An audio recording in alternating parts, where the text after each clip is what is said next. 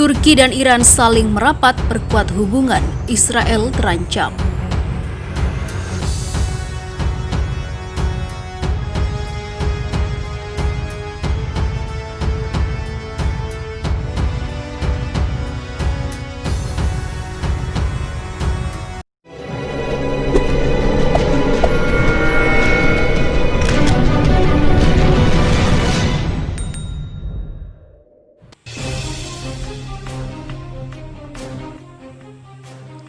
Presiden Iran Hassan Rouhani mengutarakan keinginannya untuk memperdalam hubungan bilateral dengan Turki.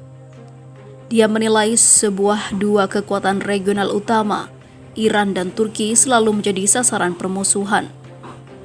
Rouhani mengungkapkan Iran dan Turki selalu menikmati perdamaian serta persahabatan. Hubungan Iran-Turki telah dibangun di atas fondasi yang kuat dan kejadian yang tidak menguntungkan tidak pernah merusak hubungan bilateral. Kata Rouhani saat berbicara di Sixth Meeting of Turkey-Iran High Level Cooperation Council yang dilaksanakan secara virtual pada Selasa 8 September, dikutip laman kantor berita Iran Islamic Republic News Agency. Dia menekankan hubungan Iran-Turki didasarkan pada lingkungan yang baik, nilai budaya yang sama, dan saling menghormati. Tak hanya itu, kedua negara pun memiliki kepentingan bersama, stabilitas keamanan, serta perdamaian di kawasan. Rouhani berharap pertemuan Turki-Iran High Level Cooperation Council dapat menguntungkan kedua negara dalam banyak hal. Diketahui sebelumnya, Israel kini menganggap Turki ancaman terbesar melebihi Iran, apalagi jika kedua negara ini semakin merapat. Israel kini meyakini Turki sebagai ancaman terbesar, karena itu Israel berkoordinasi dengan Mesir dan Uni Emirat Arab untuk menyudutkan Turki. Roger Boyas menulis di Sunday Times bahwa Cohen membahas ancaman Turki itu dengan para pejabat intelijen dari Mesir, Uni Emirat Arab, dan Arab Saudi sekitar 2 tahun silam. Kekuatan Iran itu labil, tapi ancaman nyata itu dari Turki, kata Boyas menyebut pernyataan Cohen pada para pejabat dari 3 negara Arab tersebut. Menurut Boyas, poin Cohen adalah Iran tidak lagi menjadi ancaman eksistensial karena dapat diatasi melalui sanksi, embargo, sharing intelijen, dan penggerbekan rahasia. Namun diplomasi gencar Turki, pengambilan risiko yang dikalkulasi secara sembrono di Timur Tengah menjadi tantangan berbeda pada stabilitas strategis di Mediterania Timur, ungkap Boyas. Boyas memperkirakan geopolitik Timur Tengah akan berubah akibat peringatan saat Uni Eropa dan Amerika Serikat semakin rela terlibat jika Israel mendapat ancaman.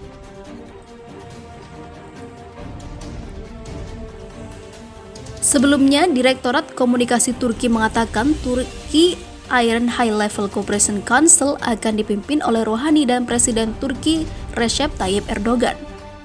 Selama pertemuan dewan, semua aspek hubungan bilateral antara Turki dan Iran akan ditinjau, dan langkah-langkah yang bertujuan untuk lebih meningkatkan kerjasama mengingat keadaan baru yang disebabkan oleh pandemi COVID-19 akan dibahas, kata Direktorat Komunikasi Turki dalam sebuah pernyataan dikutip laman Anadolu Agency. Selain membahas hubungan bilateral, Turki dan Iran pun akan bertukar pandangan tentang isu-isu regional serta internasional.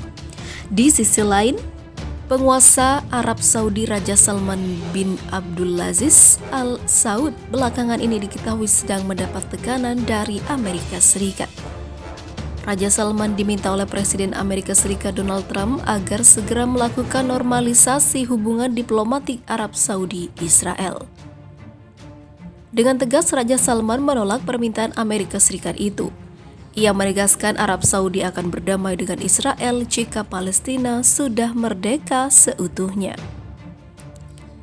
Beberapa saat usai mendapat tekanan ini, Raja Salman diketahui langsung menelpon Presiden Rusia Vladimir Putin. Dikutip dari zonajakarta.com dari AFP dan Pikiran Rakyat, Selasa 8 September 2020, selain membahas perkembangan situasi terkini, telepon Raja Salman kepada Putin untuk menyampaikan ketertarikan Riyadh terhadap vaksin buatan Moskow. Raja Arab Saudi ini berbicara dengan Presiden Rusia Vladimir Putin melalui sambungan telepon. Seperti diketahui, pada awal Agustus Rusia menghebohkan dunia dengan mengumumkan sebagai negara pertama di dunia yang mendaftarkan vaksin COVID-nya. Vaksin itu diberi nama Sputnik 4 atau Sputnik 5. Diketahui sebelumnya, Riyadh dan Moskow telah lama berselisih. Dua negara yang menghasilkan hampir dari setengah minyak mentah di dunia ini terus-terusan bersaing untuk menguasai pangsa pasar. Belum lagi urusan konflik Timur Tengah. Moskow selama ini adalah pihak paling lantang mendukung pemerintahan Presiden Suriah, Bashar al-Assad, sementara Arab Saudi yang didukung negara-negara Sunni dan Amerika Serikat berupaya keras menggulingkan pemerintahan Assad. Namun, dalam setahun terakhir, sebuah pendekatan yang tidak terduga antara kedua negara ini terjadi, Rusia dan Arab Saudi. Pendekatan yang paling terlihat sebelum kedatangan Raja Salman ke Rusia adalah kunjungan Menteri Luar Negeri Rusia Sergei Lavrov ke Jeddah, Arab Saudi. Boleh jadi perbaikan hubungan keduanya dilatari semakin tak harmonisnya hubungan Riyadh, Moskow dengan Washington. Seperti yang diketahui, hubungan Rusia dengan Amerika Serikat sedang memasuki fase terpanasnya. Pengusiran diplomat hingga penjatuhan sanksi atas Ukraina saling dilakukan kedua negara itu. Sementara Arab Saudi yang selama ini menganggap Amerika Serikat adalah sekutu terbaiknya, lama-kelamaan kecewa dengan sikap negara yang dipimpin Donald Trump itu, yang tidak mau memberi dukungan atas konflik Arab Saudi dengan Qatar. Kekuatan keduanya juga bisa memberi sinyal baru atas poros kekuatan dunia terhadap Timur Tengah di saat pengaruh Amerika Serikat di kawasan tersebut sedang mengendur. Maka dari itu, bisa jadi Rusia dan Arab Saudi bersatu untuk menolak tekanan Donald Trump, di mana Amerika Serikat menekan Arab Saudi untuk melakukan perdamaian dengan Israel. Diketahui sebelumnya Amerika Serikat membujuk Arab Saudi berdamai dengan Israel. Setelah Uni Emirat Arab, Amerika Serikat kini melobi Arab Saudi agar mengikuti jejak Emirat di Abu Dhabi itu dan berdamai dengan Israel. Sudah diyakini akan menyusul, sementara Oman dan Bahrain sudah lebih dulu menyatakan dukungan. Presiden Donald Trump menginginkan Arab Saudi untuk mengikuti langkah Uni Emirat Arab berdamai dengan Israel. Ya, jawabannya ketika ditanya apakah dirinya mengharapkan monarki di Riyadh itu akan menerima uluran tangan Tel Aviv.